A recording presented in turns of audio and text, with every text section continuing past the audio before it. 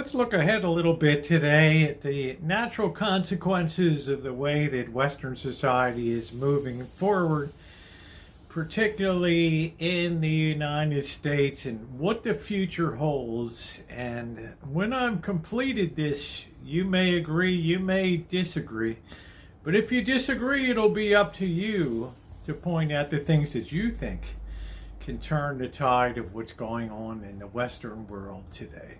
And good morning to all of you. I've been very gratified with the comments and the viewership on the recent philosophical videos that I have done called Going It Alone. And today, Going It Alone, we're going to deviate a little bit to talk about some of the consequences, because there were many people that reached out and said, yeah, this is all well and good. We understand. We see around us the things that are happening in the world today.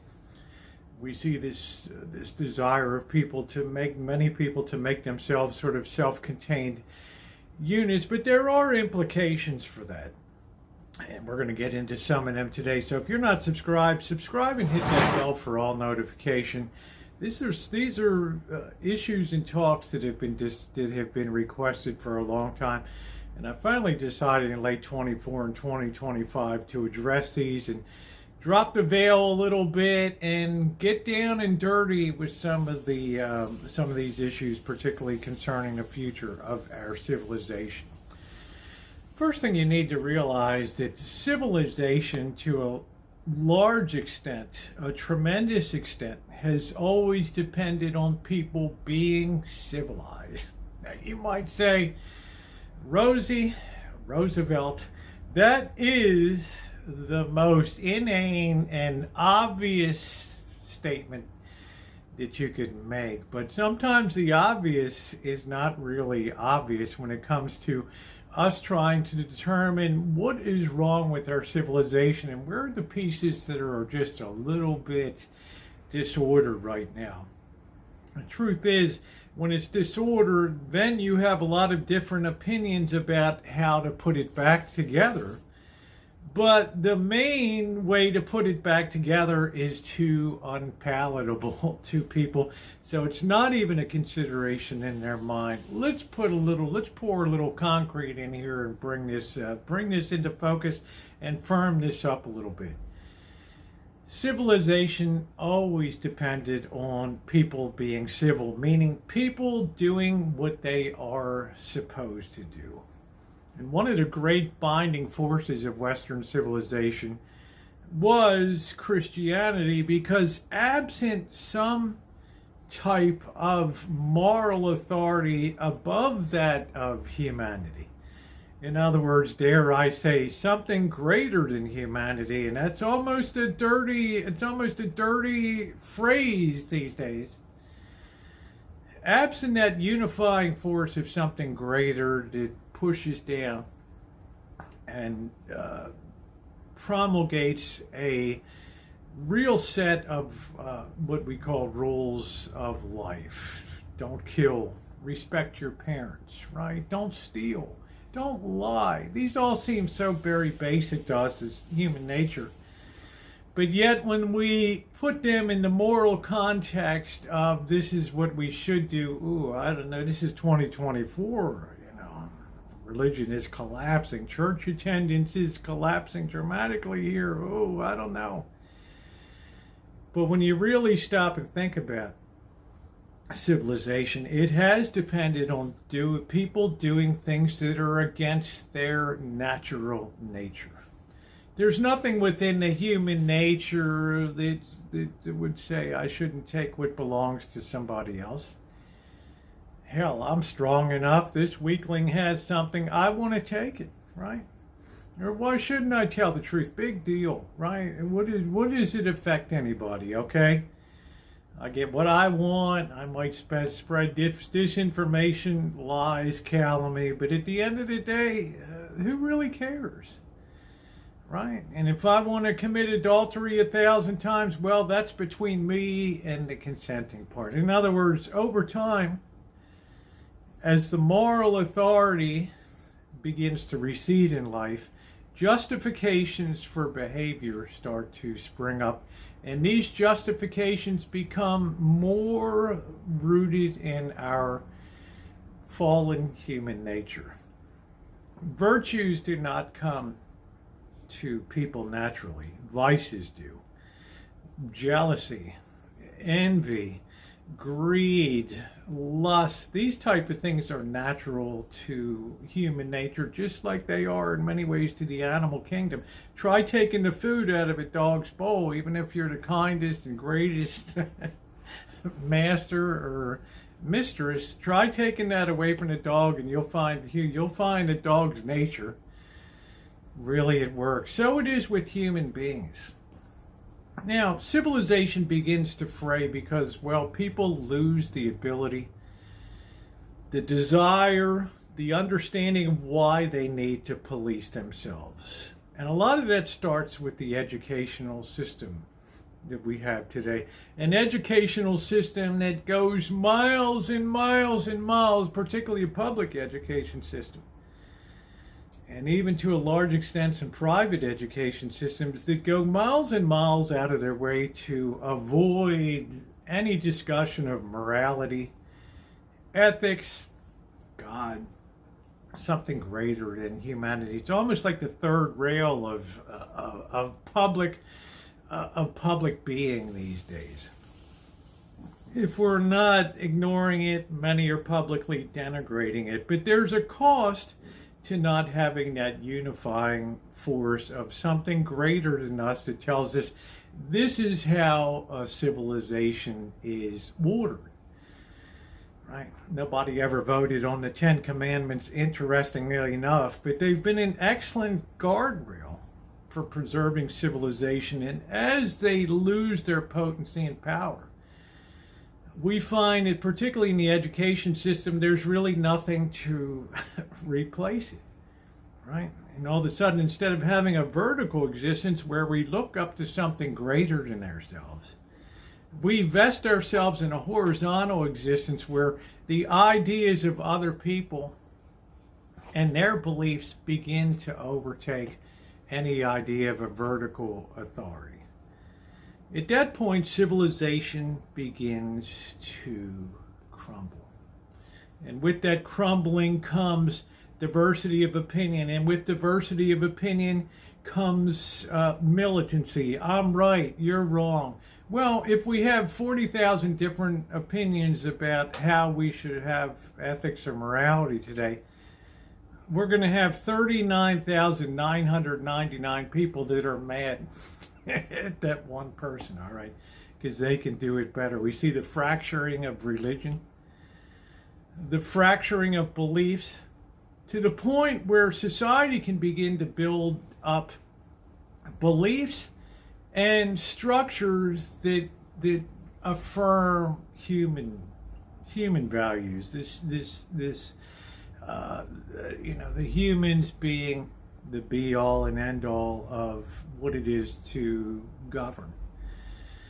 But the reality is, in this idea of humanity being at the top of the pyramid, we start to have what's called a clashing of the wills. In other words, I should have just as much force as you do with my opinions, and right, we start to have more and more disagreement. And before you know it, there's such a diversity of opinions and beliefs that there's nothing to hold on to anymore. We see now that since the 1960s, when the Bible, and I'm not saying whether it was a good thing or I'm not getting into that, right? And if you choose to drop down to that as the default and say, oh, here we go, right? Well, that's, that'll be on you. But we're having a pretty high level discussion here. And one thing we can say was awareness of something greater than us was institutionalized in our educational system. For most all of Western civilization, this idea that there's something greater than us. Because if you're a child and you're in a classroom and you're supposed to respect authority, the child might say, why? You're no better than I. Or you're not supposed to take this kid's lunch money. You're not supposed to beat this child. Well, right? I'm just being human, right? I just, if I want it, I'm going to take it. So you can start to justify and fast forward enough years, 60 years, and we start to have a society that feral adults who have been raised in this atmosphere of not having understanding of something greater than themselves and just vesting themselves in the beliefs of fellow human beings, this horizontal world of values. We find that people can start justifying any behavior that they want because they can find X, Y, A, R, and Z that, oh, well, they do that. That's okay. Without that compass needle pointing north, we have a situation where everybody can find themselves adrift. And when you have adults that begin to lose their grounding, they don't have the same values. They don't have those values to pass on to their children. A lot of those values came from organized religion, and as a result, kids become anchorless in terms of knowing, beginning to confuse and not even know that something is wrong. And that's a terrible, terrible place for society to be.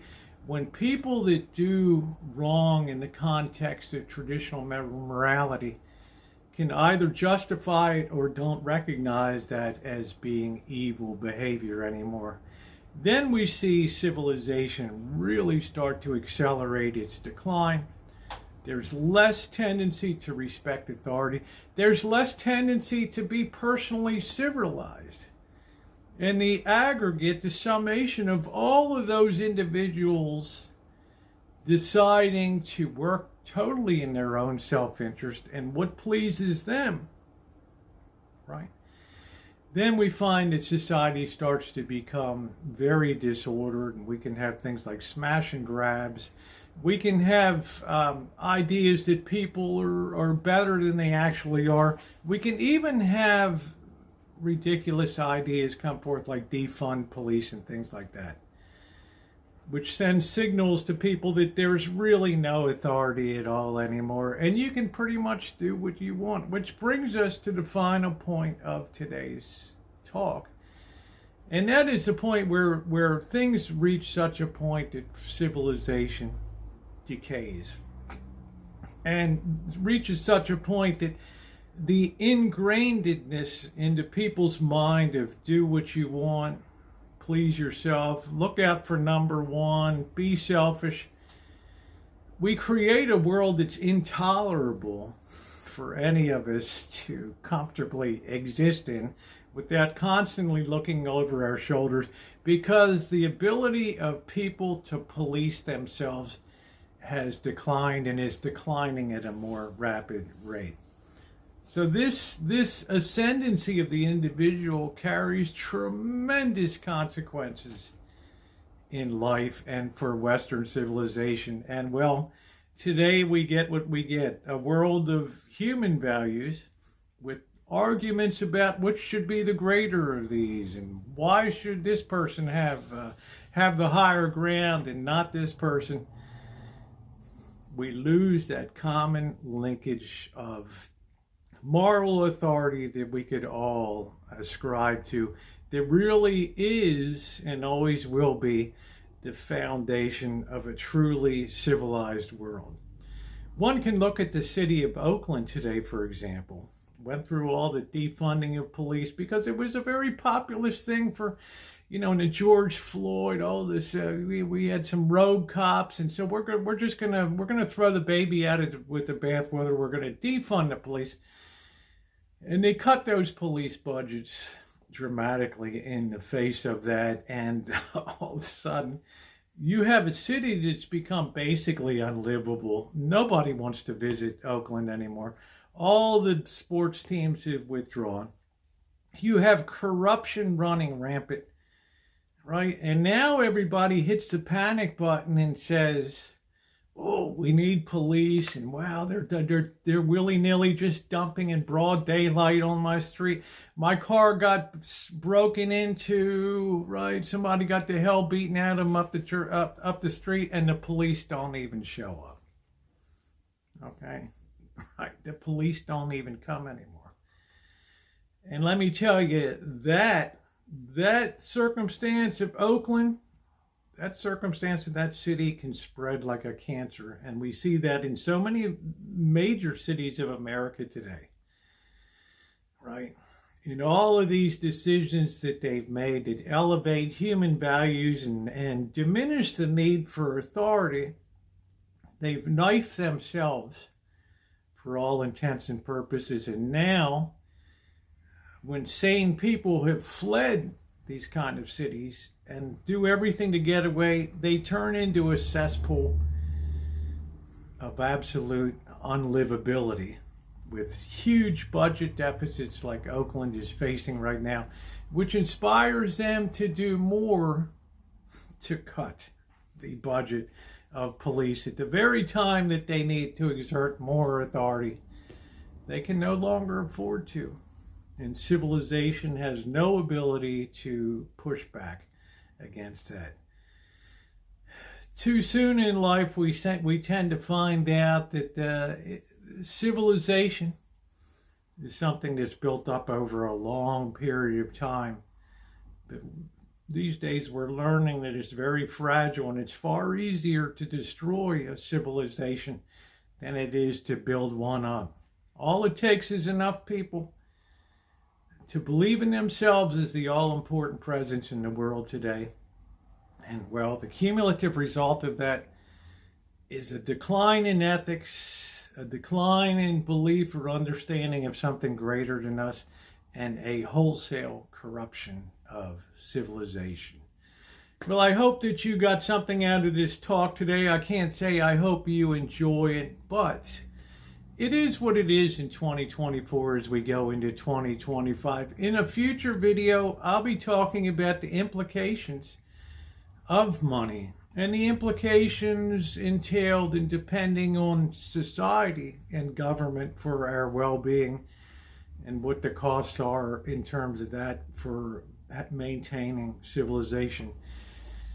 Please hit the thumbs up on your way out, and if you're not subscribed, subscribe and hit the bell for all notifications. And as usual, I look forward to your comments down below. Be nice. Okay. Thanks for watching, everybody.